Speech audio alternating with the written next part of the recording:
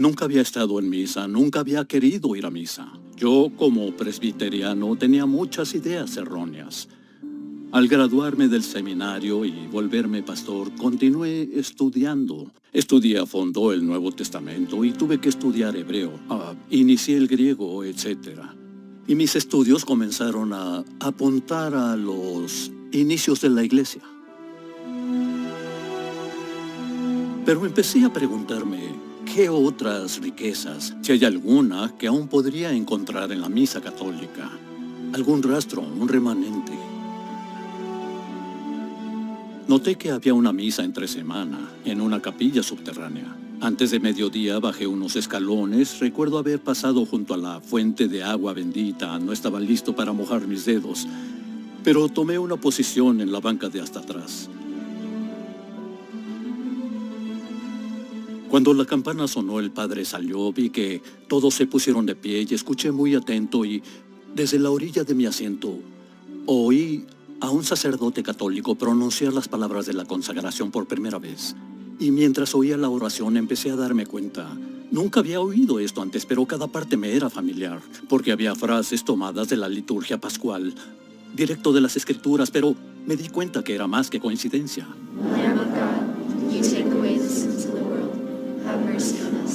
Toda la gente se unieron en coro a mi alrededor en armonía. Cordero de Dios, que quitas el pecado del mundo, ten piedad de nosotros. Luego lo dijeron una segunda vez, Cordero de Dios, luego una tercera. Y cuando cayeron de rodillas, yo seguí mirando hacia adelante, y luego vi como el sacerdote elevaba la hostia consagrada. Por cuarta vez oí, he aquí el Cordero de Dios, y pensé, un momento, Cordero de Dios, Cordero de Dios, Cordero de Dios, 4 veces en 1 minuto. De repente supe dónde estaba. Ya no estaba en una capilla, en una misa católica a mediodía. Yo estaba en la Biblia. Así que mientras todos avanzaban para recibir la Santa Comunión, yo retrocedía en mi Biblia, la leí y sí hay un Cordero de Dios. Luego vi Apocalipsis 4 y ahí está el Santo, Santo, Santo, como lo habían recitado unos minutos antes. Y al dar vuelta a las páginas, empiezo a darme cuenta de que veo cosas que nunca antes noté porque nunca antes había ido a misa. Así que aún después de la despedida, todos iban saliendo, me quedé y seguí sentado ahí aturdido al menos 15 o 20 minutos, tratando de descifrar dónde estoy, dónde estaba, qué acababa de presenciar. ¿Estoy en una capilla, en una misa entre semana? ¿O me fui al cielo? Me di cuenta de que no necesito morir para ir al cielo. El cielo es a donde acababa de ir. La misa es lo que me lleva allí. Los ángeles y los santos eran ellos con quienes estuve. Y lo tuve que admitir, ¿saben? Todas las dudas que yo tenía comenzaron a irse, a disiparse. Estoy en la última banca, viendo hacia el frente, diciendo, Señor Dios mío, aquí estás.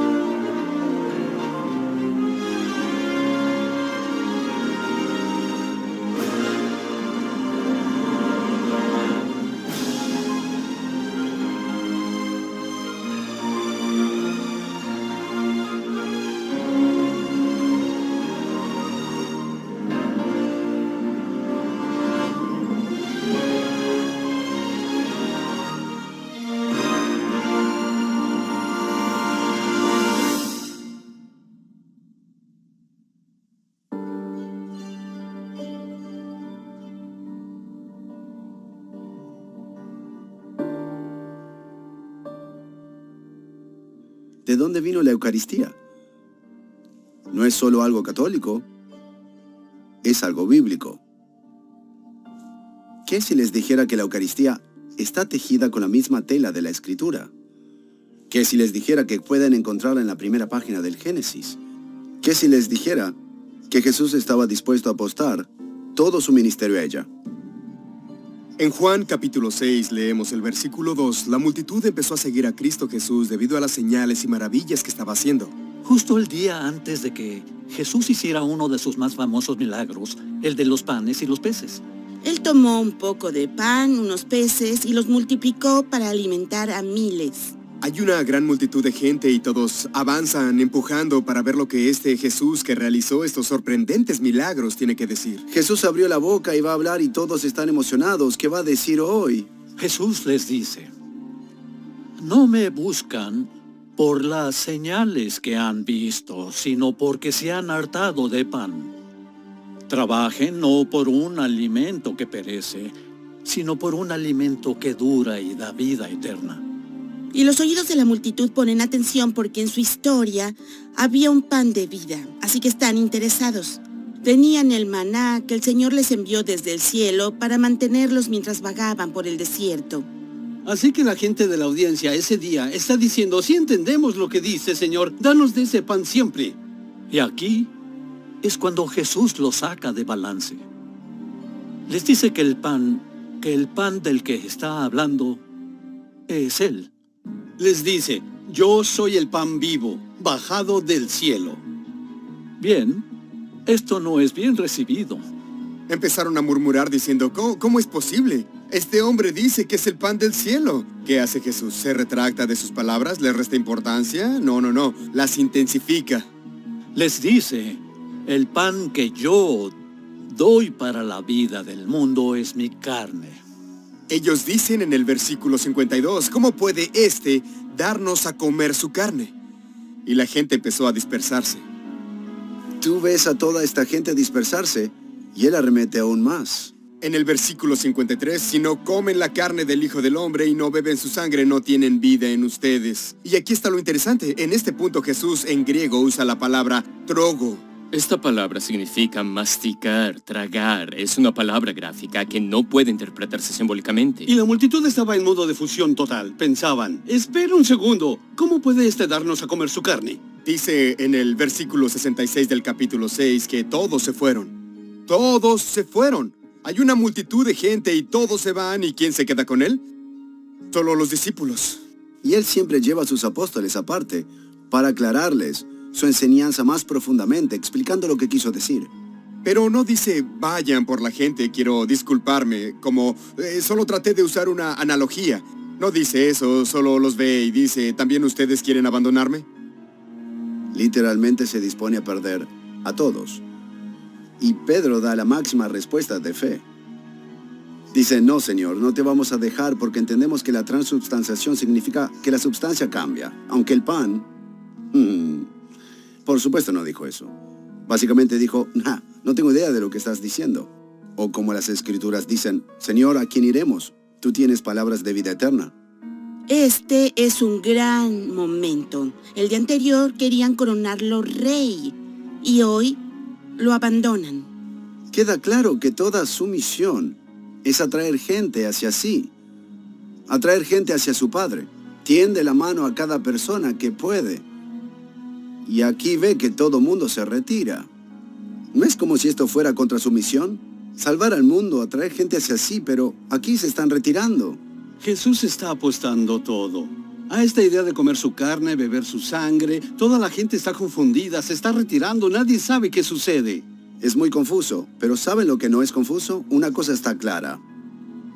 Jesús quiso decir exactamente lo que dijo. Y está claro que era tan importante que él estaba dispuesto a apostar todo a este momento.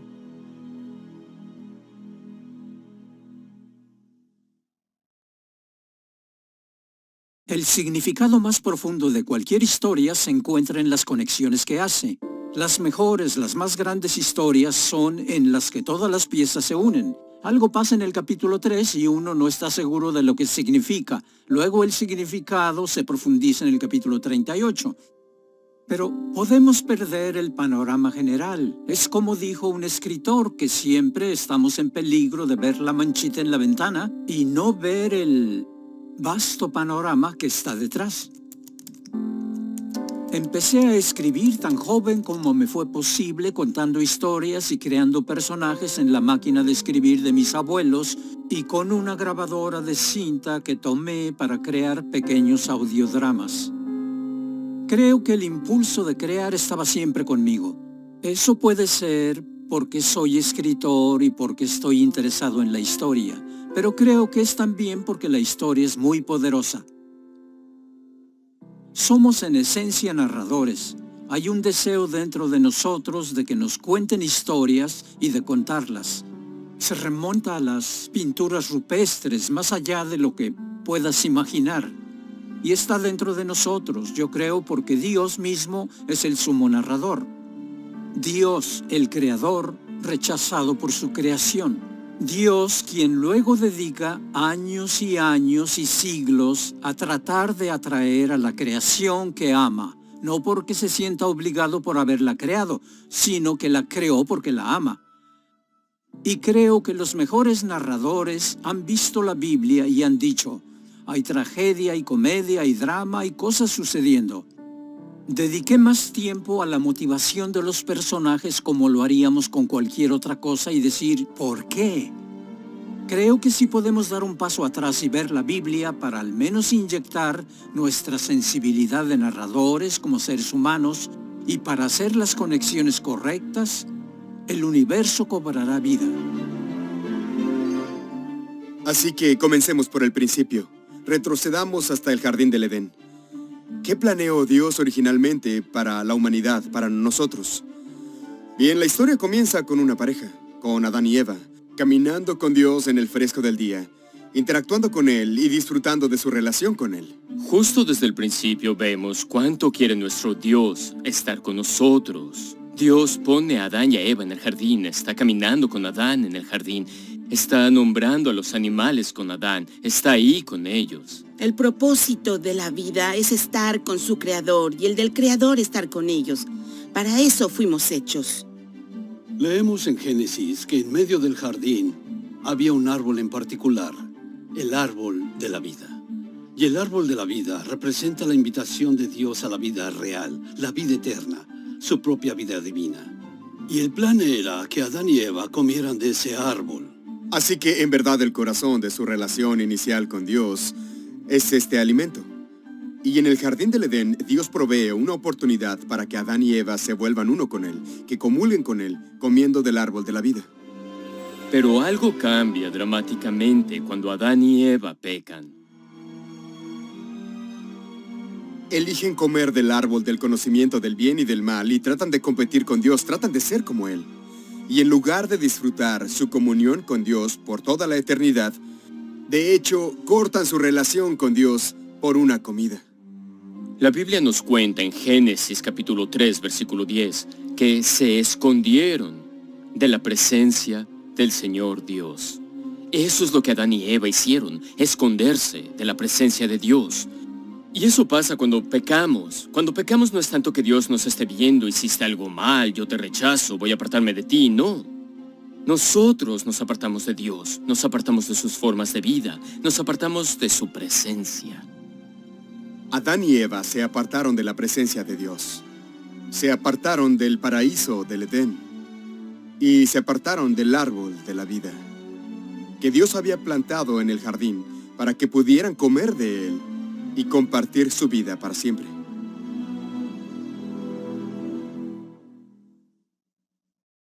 Bien, podríamos pensar que ese fue el fin de todo su plan de comunión, pero no lo fue, absolutamente no. Nuestro Dios siempre ha sido un Dios de misericordia y perdón, pero ahora hay un obstáculo que corta el camino de la comunión que quiere compartir con nosotros, el pecado, y debemos encargarnos de él. Bien, Dios va a dedicar el resto de la historia a traernos de vuelta para restaurarnos a esa armonía y relación. El pecado original nos separó de Dios, nos separó de nuestro propósito, pero prometió un Salvador.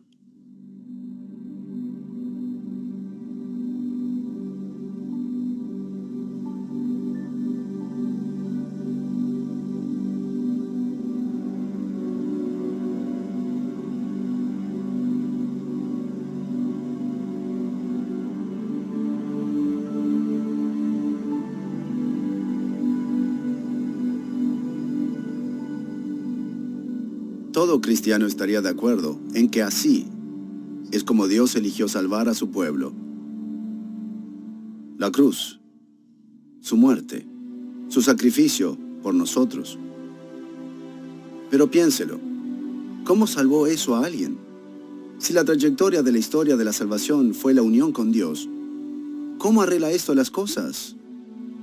Si hubiéramos estado ahí en el Calvario el Viernes Santo presenciando la crucifixión, como judíos desarrollados quienes habían seguido a Jesús quizá por años, ni uno de nosotros podría haber descrito lo que experimentamos como un sacrificio. Lo que habríamos atestiguado y lo que habríamos relatado después no era un sacrificio, habría sido una ejecución. Y una muy brutal, por cierto. Así que la pregunta para ti ahora es, ¿cómo es posible que una ejecución romana se convierta en un sacrificio? Y no solo cualquier sacrificio, sino uno tan santo que retiró todas las ofrendas de animales del Antiguo Testamento en el Templo de Jerusalén. Y podemos darnos cuenta de que todas las historias del Antiguo Testamento nos llevan a este momento. Este viernes, en algún lugar de Jerusalén, en Israel, cuando Jesús muere en una cruz. El pueblo de Dios ha sido preparado para este momento durante muchos capítulos de la historia de la salvación. En particular, una historia que moldeó la identidad del pueblo de Dios y reveló su poder salvífico. Probablemente, al menos, han oído de la fiesta de Pascua. Y el corazón de esta fiesta es una comida. No cualquier comida, sino una que trae a la mente un evento muy importante, el Éxodo. Dios rescatando a su pueblo de la esclavitud y la muerte.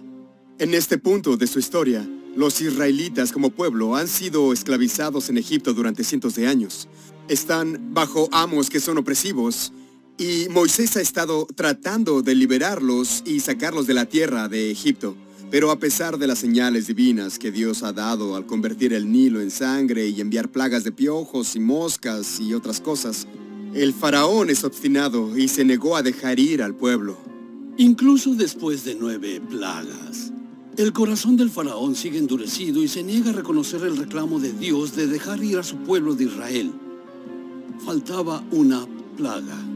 La última plaga es la última gota, cuando Dios hiere a todos los primogénitos de Egipto, con el fin de forzar al faraón a liberar a los israelitas. Y esta vez Dios dijo al pueblo que se preparara de una forma interesante, con un sacrificio y una comida. La Pascua fue un suceso donde cada familia de Israel tenía que tomar un cordero, su mejor cordero, un cordero sin defecto, el mejor de lo mejor. Tenían que sacrificarlo y matarlo. Una vez hecho este sacrificio, las familias debían derramar la sangre del cordero y luego ponerla en los postes de la puerta de su casa. Fue por la sangre del cordero que el ángel de la muerte sabía que debía pasar por alto sus casas. De ahí el nombre de Pascua. Pero ese no era el final del ritual. La familia tenía que preparar y consumir el cordero en una comida. Si hacían todo eso, serían protegidos de la muerte y liberados de la esclavitud en Egipto a la libertad en la tierra prometida. Esta comida inauguró una misión de rescate. La comida se celebraba cada año, de manera que cada año, en cada generación, los israelitas recordarían quiénes eran. Cuando los judíos celebran la Pascua hoy, el padre de familia cuenta la historia del Éxodo. No dice, nuestros ancestros eran esclavos en Egipto. Dice, nosotros éramos esclavos en Egipto. Tú y yo éramos esclavos en Egipto y Dios nos liberó. La razón de que esto sea importante es no solo que esta comida se celebraba cada año para hacer presente el pasado cuando Dios salvó a su pueblo de la esclavitud, sino que además esta comida mira hacia el futuro con la expectación, anticipación de la obra salvífica definitiva por venir.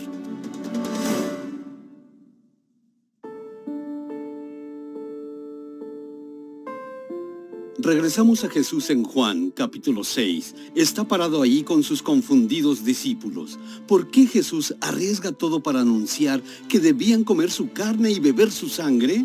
¿Y por qué lo hace ahí, en ese momento? Bueno, ese sermón, ese mensaje estaba teniendo lugar durante el tiempo de la celebración anual de la fiesta de Pascua. El telón de fondo de los anuncios fue la comida de comidas, y yo garantizo que eso estaba en primer lugar en la mente de todos los que escuchaban a Jesús ese día. Piénsenlo. Está hablando de comerlo a Él, durante el mismo tiempo de la Pascua.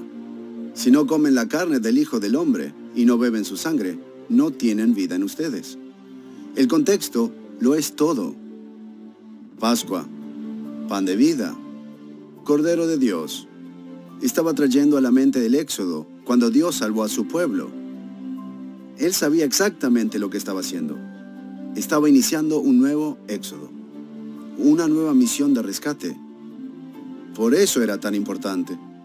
Por eso apostó todo a esto.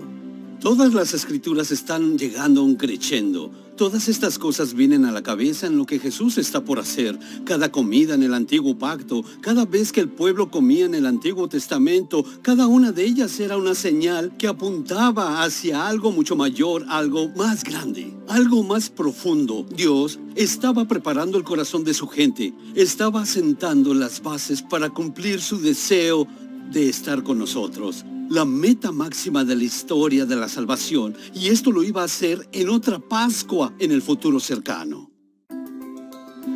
Es fácil para nosotros olvidar que la última cena de Jesús fue de hecho una comida de Pascua. Jesús entra a esta ceremonia y parece al principio que va a ser solo una típica comida de Pascua, con todos los elementos apropiados, todos los vasos de vino, todo el pan sin levadura y eso. Sabemos que están celebrando una Pascua. Y hay partes que los evangelios nos cuentan que sí parecen una Pascua. Pero también hay partes donde es muy claro que algo nuevo pasa aquí. Cuando Jesús eleva el pan y dice, tomen, coman, este es mi cuerpo. Los discípulos habrían sabido que algo era diferente, algo era nuevo. Tienen que haberse encontrado sentados allí en esta experiencia preguntándose qué está pasando aquí. Él toma la comida de Pascua tradicional y usa esas cosas para instituir la Eucaristía. Más que solo bendecir el pan como normalmente lo haría en el contexto de la comida de Pascua, él dice, este es mi cuerpo. Y más que bendecir la copa como normalmente lo haría, a cambio dice, esta es mi sangre. Pero deben imaginar que tienen que estar conectando algunos puntos, tienen que estar comenzando a unir las piezas y a darse cuenta, de acuerdo, no capto bien lo que sucede aquí, pero algo grande está pasando, algo enorme, como que la historia está cambiando justo ahora. Así que solo imaginen que estos apóstoles están celebrando una comida de Pascua. ¿Y cuál es el plato principal de la comida de Pascua? El cordero. Pero no se menciona un cordero. Es raro, no se puede celebrar la Pascua sin un cordero. Sin embargo, lo que vemos hacer a Jesús en la última cena es que usa todo el lenguaje de los sacrificios del templo relacionados con el cordero de Pascua y lo aplica a sí mismo. Él dice, este es mi cuerpo que se entrega por ustedes. Son palabras con las que todos los apóstoles entenderían claramente que el Cordero de Pascua estaba siendo ofrendado. Jesús usó lenguaje técnico sobre sacrificios. Luego habla de la sangre. Su sangre va a ser derramada para el perdón de los pecados. Bien, eso es lo que harías en el sacrificio. Tomas la sangre y la derramas sobre el altar. Así que Jesús está usando todo este lenguaje expiatorio, pero no lo está usando en referencia a un cordero, un animal. Lo está usando en referencia a sí mismo. Se está revelando a sí mismo como el nuevo Cordero Pascual. Jesús toma todo el significado y la riqueza de la comida de Pascua, el Cordero sin defecto y la liberación de la esclavitud en Egipto, y lo transforma en sí mismo, señalando, inaugurando un nuevo éxodo. Jesús es el Cordero de Dios, el Cordero de la nueva Pascua, que quita los pecados del mundo, que nos saca de nuestra esclavitud del pecado y la muerte a la nueva tierra prometida, nuestra patria, el cielo, la perfecta comunión con Dios. Ahora, para poder tener acceso a la salvación que Dios ofreció a los israelitas, no solo tenían que sacrificar el cordero, sino también comerlo, participar en una comida. Jesús nos invita a hacer lo mismo en Juan 6 cuando dice, deben comer mi carne y beber mi sangre.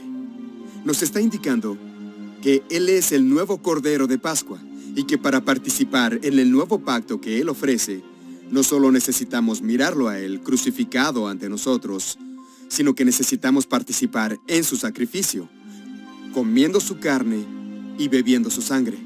que es por lo que la noche en que fue traicionado, dijo a sus discípulos, tomen, coman, este es mi cuerpo, esta es mi sangre, hagan esto en memoria mía.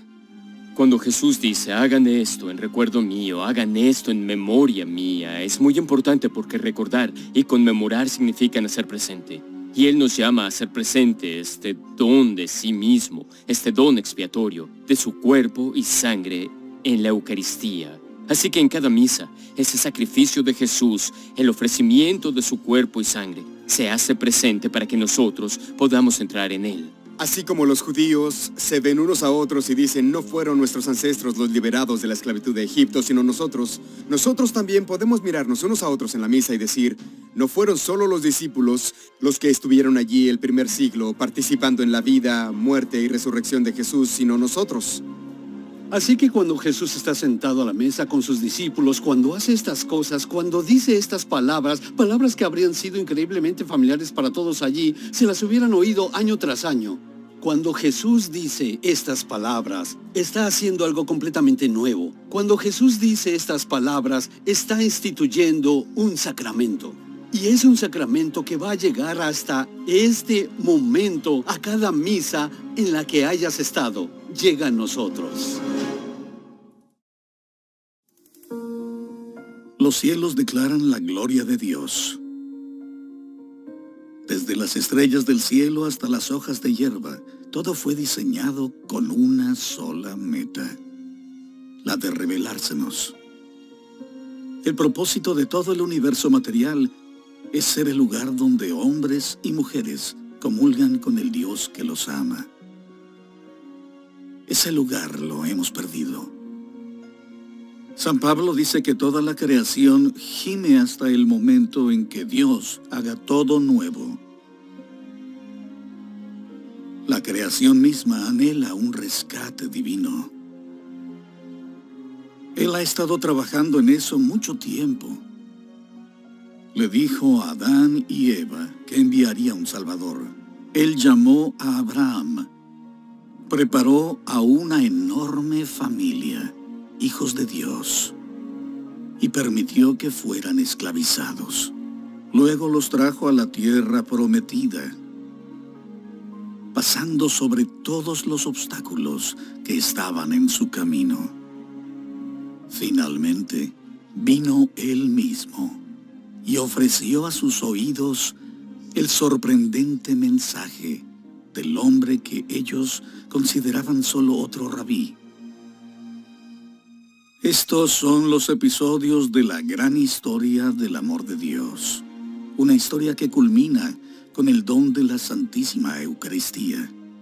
Toda la creación desde el principio fue diseñada como un lugar para que hombres y mujeres encontraran a Dios, así que el don de la Eucaristía es el eje sobre el cual la historia del universo gira. Es la razón más profunda por la que vemos lo que vemos alrededor. Todas estas cosas bellas son los muebles, el escenario, el hogar, donde encontramos a nuestro amante Dios. Simplemente, el universo fue creado como tabernáculo para albergar a la Santísima Eucaristía.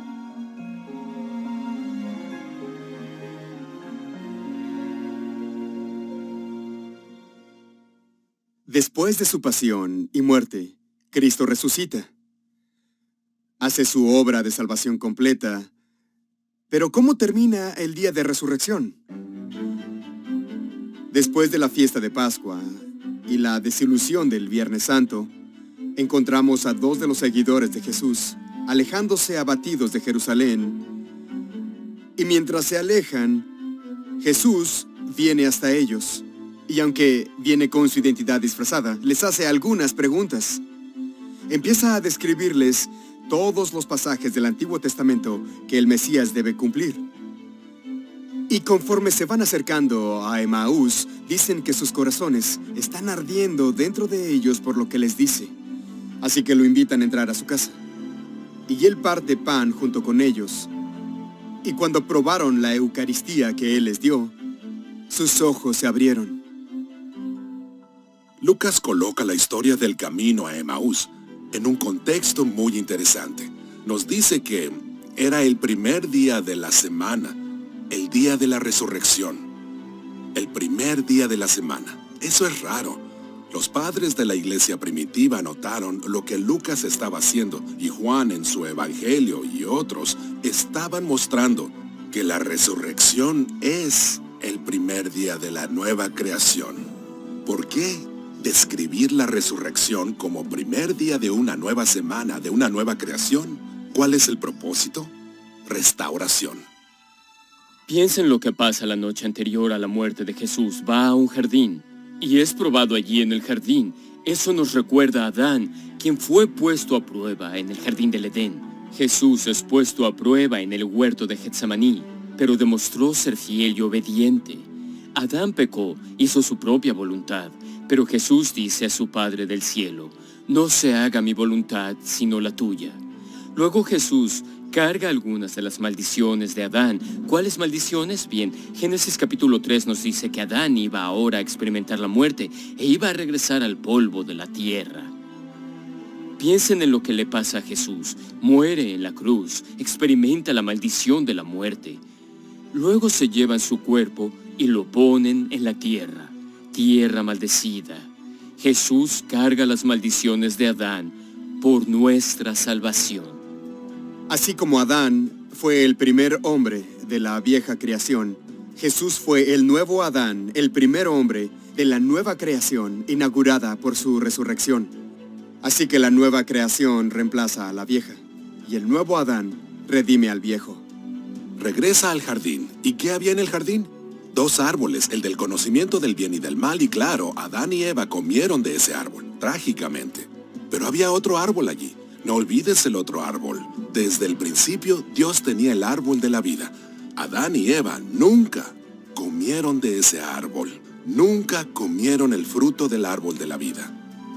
El viejo Adán viene a un árbol y come fruto, fruto de muerte.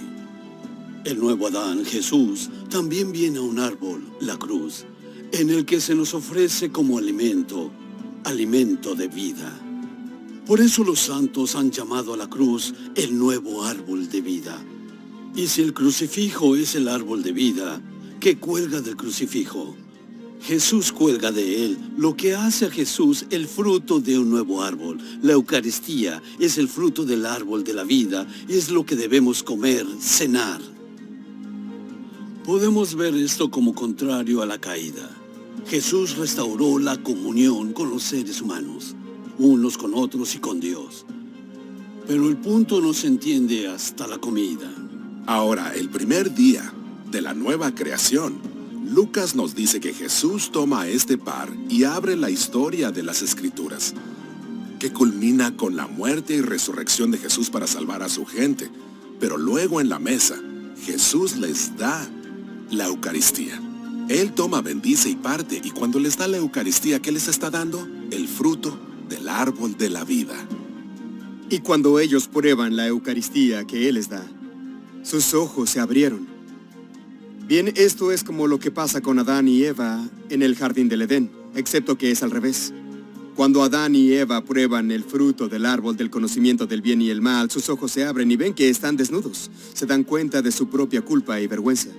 Pero aquí, esta pareja casada de Emaús, al probar de la Eucaristía, reconoce al nuevo Adán, Jesús, quien los redime de su pecado, quien los libera de la rebelión contra Dios y los introduce a la vida eterna.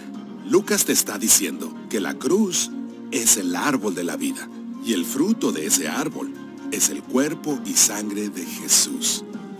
Y si subes a ese árbol, la cruz, y comes su fruto, el cuerpo y sangre de Jesús, tus ojos se abrirán como los de esa pareja en Emaús.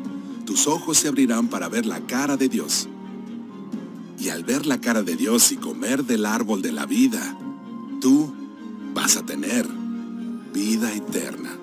Esto invierte la maldición sobre Adán y Eva. Maldito serás porque comiste del árbol del conocimiento del bien y del mal. Sin remedio morirás. Y ahora benditos sean ustedes quienes coman del árbol de la vida. El fruto de ese árbol, la cruz, que es el cuerpo y sangre de nuestro Señor, el cual deshace la maldición y nos da vida eterna.